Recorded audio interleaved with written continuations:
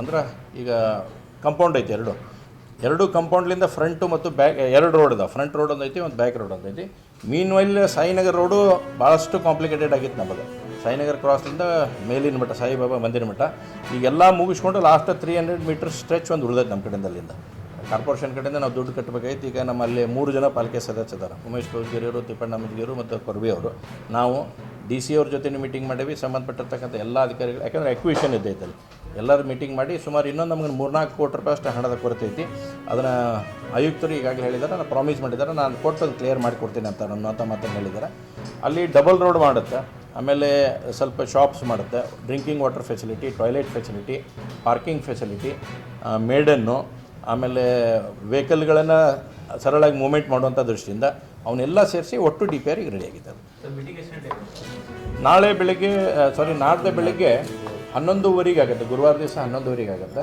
ಅದೊಂದು committee meeting ಇರೋದ್ರಿಂದ, ಅಂದರೆ ಯಾರಿಗೆ ನಾರ್ಮಲಿ ಅಲ್ಲಿ ಯಾರಿಗೆ ಬೆಂಗಳೂರದಾಗಲಿ ಎಲ್ಲೇ ಆಗಲಿ ಕಮಿಟಿ ಮೀಟಿಂಗ್ ಇಲ್ಲ. ಮೀಟಿಂಗ್ ಮುಗಿದ ಮೇಲೆ ನಾವು ಮತ್ತು ಸಭಾಧ್ಯಕ್ಷರು ಪ್ರೆಸ್ಸಿಗೆ ಬ್ರೀಫಿಂಗನ್ನು ಮಾಡ್ತೀವಿ.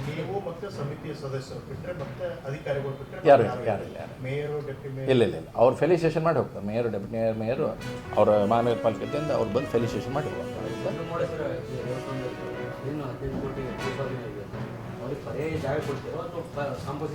ಅಲ್ಲ, ಎರಡೂ ಇಟ್ಕೊಂಡೇವಿ. ಕೆಲವೊಂದು ನೋಡ್ರಿ, ಈಗ ನಾವು ಒಂದಿಷ್ಟು ಜಾಗನೂ ಒಂದಿಷ್ಟು ಐಡೆಂಟಿಫೈ ಮಾಡಂತೇಳಿ. ಈಗ ನಮ್ಮ ತಹಸೀಲ್ದಾರ್ ಬಂದಿದ್ದರು, ಜಾಗ ಏನಾರ ಐಡೆಂಟಿಫೈ ಆಯ್ತಂದ್ರೆ ನಮಗೆ ದುಡ್ಡು ಕಮ್ಮಿ ಆಗುತ್ತೆ. ಈ ಸರ್ಕಾರಿ ಜಾಗ ಸಿಕ್ತಂದ್ರೆ ಅಲ್ಲೇ ಸರೌಂಡಿಂಗ್ಗಳಿಗೆ ಒಂದು ನೋಡಿದ್ದೇವೆ, 1-2 ಕಡೆ ಐತಿ, ಪ್ರಾಬಬಲಿ ಐತಿ, ನಮ್ಗೆ ಸಿಕ್ಕೈತಿ. ಈಗ ಅಷ್ಟನ್ನೇ ಎಷ್ಟು ಜನ ಶಿಫ್ಟ್ ಆಗೋಕ್ಕಾಗುತ್ತೆ ಅವ್ರು ಶಿಫ್ಟ್ ಮಾಡಿ ಉಳಿದಿದ್ದು ಕಾಸ್ಟ್ ಕೊಡೋಕ್ಕಾಗುತ್ತೆ. ಇಲ್ಲ ಅಂತಂದ್ರೆ ಒಂದು ಕಾಸ್ಟ್ ಫಿಕ್ಸ್ ಮಾಡಿ ಅವ್ರು ಕೊಟ್ಟು ಸರಿಸ್ಬೇಕು.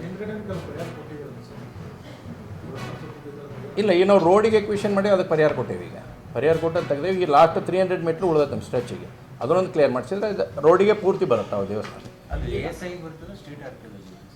ಎರಡೂ ಕರೆದೇವಿ ರೀ ಸಲ. ಅಲ್ಲೇ 2 ಕನ್ಫ್ಯೂಷನ್ ಇತ್ತು ಅವ್ರಿಗೆ. ಸ್ಟೇಟ್ನವ್ರನ್ನೂ ಕರೆದೇನಿ,